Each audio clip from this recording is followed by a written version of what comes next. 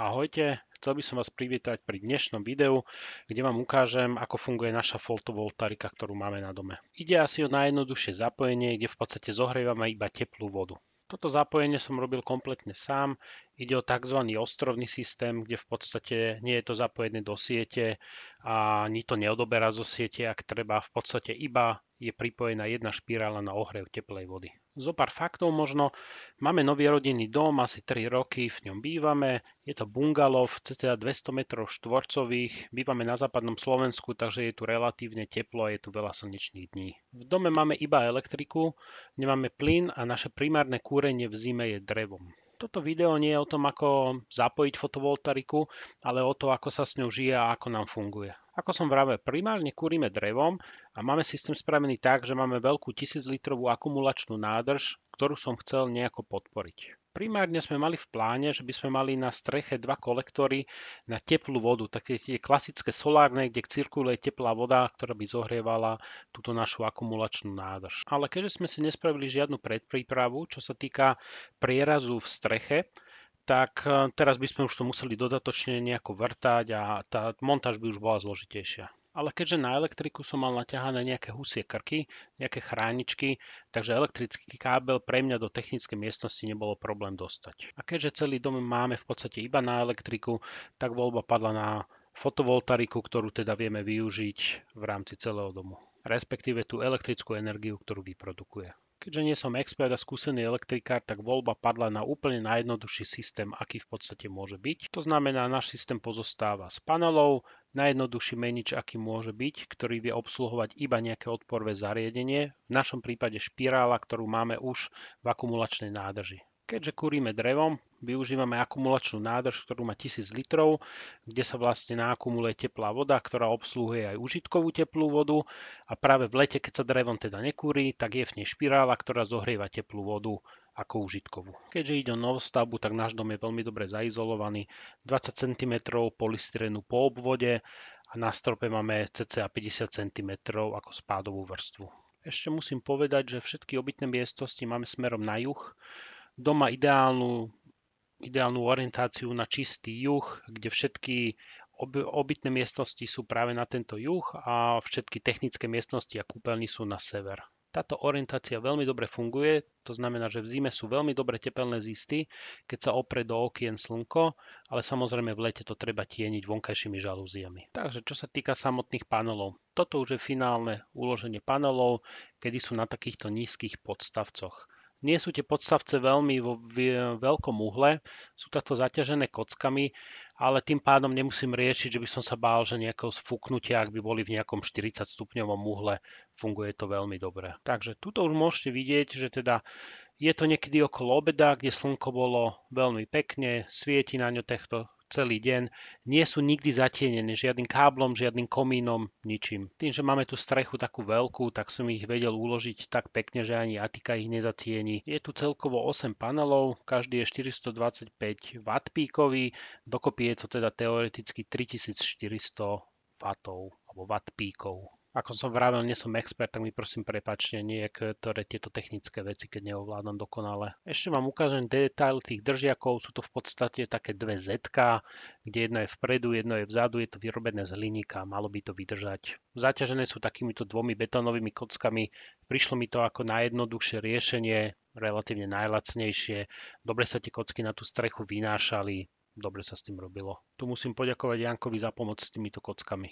Tu by som chcel povedať, že kto si na to netrúfa, respektíve nemá žiadne skúsenosti, tak by to nemal veľmi sám robiť alebo zapájať. Môže to byť veľmi nebezpečné. Takže toto už je naša akumulačná nádrž, ako som povedal, 1000 litrov v technickej miestnosti a slúži primárne na to, aby sa tam uložila prebytok tepla, keď kúrime drevom. Kúrime do takýchto krvových kachlí, má to 17 kW, veľmi dobre to odvádza teplo, musím povedať, že to dobre vie nakúriť tú 1000 litrovú akumulačnú nádrž. Potom teda z tejto akumulačky vie ísť teplá vykúrená voda do podlahy, kde je podlahovka vlastne v celom dome. Tak, tuto už vidíme menič. Toto je menič Eco Solar Bus MPPT 3000 Pro. Ako som vravel, je to jeden z najjednoduchších, najlacnejších meničov. Tento konkrétne stál 300 €, má aj displej, to je jeho taká výhoda. Nedá sa napojiť na Wi-Fi, nemá to žiadnu inteligenciu, nič také, takže v podstate to od toho čakať nemôžete. A jeho nevýhoda je, že vie obsluhovať iba odporové zariadenia, to znamená nejaké špirály, nejaký radiátor alebo nejaké výhrevné teleso. A zase nevie obsluhovať nič v zmysle nejakej elektroniky. Žiadne nič, čo má displeje, žiadne motory, žiadne takéto zariadenia. Vyslovene len hlúpy odporový drôt, ktorý rožeraví. Toto je teda model aj, ktorý má displej. Ten displej je veľmi jednoduchý. Vidíte na tom aktuálnu vlastne vyrobenú energiu, ktorá prúdi z tých panelov. Vidíte na tom, koľko vyrobil celkovo, vidíte na tom, koľko vyrobil dnes a koľko vyrobil včera. Takže toto je video zo 17. februára, kedy u nás na západe bolo relatívne oblačno, neviem, či aj nepršalo. A v ten deň, keď som to natáčal, niekedy na obed bolo vyrobených iba 1,8 kWh, kde ale môžete vidieť, že deň predtým, je to tam ako Y yesterday, vyrobil 11,9 kWh a vlastne celý totál, ktorý doteraz od namontovania vyrobil, je 1034 kWh. Samozrejme, celá fotovoltaika je závislá od slniečka. Tu vám chcem ukázať, že 17. bolo škaredo, vyrobil to 2-3 kW, deň predtým to vyrobilo 11. A nasledujúci dne uvidíte, že bolo podstatne lepšie. Takže toto už je prestrih na 18. ráno, cca asi 7:38 hodín, kde vidíme, že ten predchádzajúci deň dokopy vyrobil 4,7 kW. Tuto vám chcem ukázať aj teploty v mojej akumulačke. V strede akumulačnej nádrže je 31,9 stupňa, vo vrchnej časti je 37, keďže teplo stúpa hore a hore je zhruba 40 stupňov. Musím povedať, že 17. teda deň predtým sme nekúrili, preto v tej nádrži je iba nejakých cca 30-40 stupňov. Tomu kúreniu drevom chcem ešte toľko povedať, že zvykneme kúriť každý druhý večer. To znamená, každý druhý večer donesiem jeden košík, možno 2 košíky dreva a to skúrim. Tak, ešte vám chcem ukázať teploty. Tá vrchná teplota počiarknuté 20,6 je teplota na chodbe, 20,1 je teplota v izbe a 7 stupňov bola teplota vonku. Vidíte 9,21 ráno. A tuto sa už môžeme pozrieť, ako menič vlastne vyrábal cez deň. Toto bolo niekedy po obede, už mal vyrobený 6 kW, aktuálne dával 2100 kW. Takisto sa môžeme pozrieť už na teploty. Dole to stúplo na 38, v strede nádrže už bolo nejakých 45 stupňov a hore povedzme tiež cca 45 stupňov. Môžeme sa pozrieť aj na teploty v dome o 12. hodine, 22 stupňov v izbe, vonku nejakých 10 stupňov. Takže sme mali od rána čistý zisk iba zo slniečka cca 2 stupne. A takto to vlastne vyzerá v izbách, kde slnko krásne svieti cez tieto veľké okná. Môžeme sa pozrieť vlastne na 18. večer.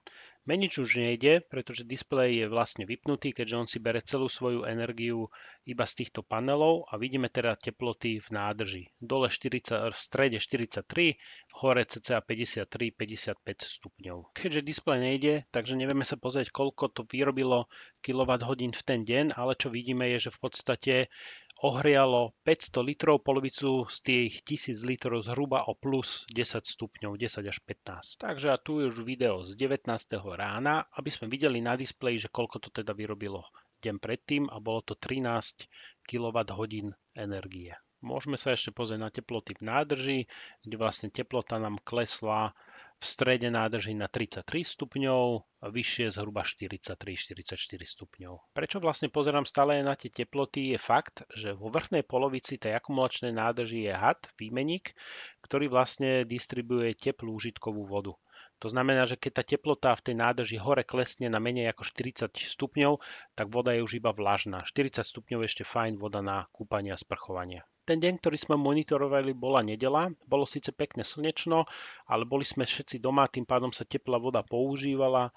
Máme dve malé deti, takže sme štvorčlenná domácnosť, kde deti sa neustále kúpu, umývajú, takže tá spotreba teplej vody je u nás celkom veľká. Ešte vám chcem ukázať teploty z nasledujúceho dňa, teda ráno o 7 hodine, kedy vidíte, že v jednej miestnosti je 19,8, v druhej 20,5. A vonku teda bolo 1,5 stupňa, bola relatívne chladná noc. V praxi to inak aj znamená, že sme vlastne 17. ani 18. sme nekúrili drevom, až myslím si, že asi 19. večer je možné, že som zase kúril. V praxi to tiež znamená, že jeden slnečný deň a dva horšie dni, kedy bolo pod mrakom, dokázali vyrobiť cca 20 kWh a pre tú našu štvorčlennú rodinu to plne stačilo, čo sa týka teplej užitkovej vody. Keďže náš dom má veľmi dobrú akumulačnú schopnosť, tak v podstate tie teploty ani veľmi nekolísali a dokázali sa z tých tepelných zistov zo slnka cez okná udržať na celkom dobrej teplote. Ja som túto fotovoltaiku montoval 1. septembra 2023, to znamená, že k dnešnému dňu je to cca 6 mesiacov. Je to tých horších 6 mesiacov v roku, kedy vlastne vyrába tá fotovoltaika podstatne menej a dokázala vyrobiť cca 1100 kWh. Toho 1. septembra 23 som vytiahol vlastne špirálu zo siete a odvtedy vlastne nebola v sieti, bola napájana iba fotovoltaikou. Čo sa týka finančnej stránky, panely plus menič, káble, držiaky, asi aj kocky, všetko dokopy vyšlo menej ako 1500 eur. Montáž som teda robil ja. Zúčtovacie obdobie za elektriku máme presne v septembri, respektíve v auguste. To znamená, že presne jeden rok bude tento rok v auguste, v septembri, kedy dostanem aj vyúčtovaciu faktúru a presne uvidím teda nejaké ušetrené prostriedky. Momentálne aj minulý rok sme platili 95 eur, tieto splátky som nechal 95 eur a teda či bude nejaký preplatok, dúfam, že hej.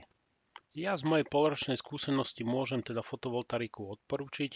Čo sa týka toho leta, kedy svieti slnko, verím, že od marca do októbra tá teplú vodu to pokrie pre našu domácnosť úplne bez problémov. V tej zime je to slabšie samozrejme, ale vtedy kúrime tým drémom, kedy vlastne tú teplú užitkovú vodu nám to iba dohrieva v tých pekných slnečných dňoch. Mám však vyskúšané, že ak dokáže fotovoltaika vyrobiť aspoň 1500 W aktuálne, tak viem pokryť spotrebu mojej vody pri 30 stupňov, keď ju púšťam do podlahy. To znamená, že ak by je krásny slnečný deň, tak viem celý deň v podstate vykurovať podlahovku iba zo slnka na cca 30-32 stupňov a viem ho púšťať do podlahy. Takýchto dní ale v zime samozrejme nie je veľa, skôr je to taký september, október, kedy ešte cez deň svieti krásne slniečko, vie to dať tých 15 kW, teplá voda sa nespotrebuje a potom na druhý deň, respektíve v noci sa dá posielať do tej podlahy. Musím povedať, že takéto dni boli teda v septembri, v októbri, kedy pri týždennom krásnom slnečnom počasí už bola tá voda v nádrži tak nahriatá, že už mi vypínalo špirálu, jej ochrana niekde pri 75 stupňov, tak som vlastne tú vodu vždy poslal do podlahy, aby mi to prehrialo trošku zase dom. Aktuálne riešim teda problém, čo budem robiť s extra elektrickou energiou, ktorú to vie vyrobiť v tom lete. Je možné, že napojím v rozvádzači domu zopár nejakých zásuviek, respektíve niektoré spotrebiče, ktoré by vedeli ísť na tieto prebytky celý deň. Ak sa vám video páčilo, dajte like, potvrďte si odber a keď máte nejaké otázky, kľudne mi napíšte, respektíve by som natočiť nejaké video o nejakých častiach toho celého systému, ak by vás to zaujímalo viac detálnejšie. Ďakujem a držte sa.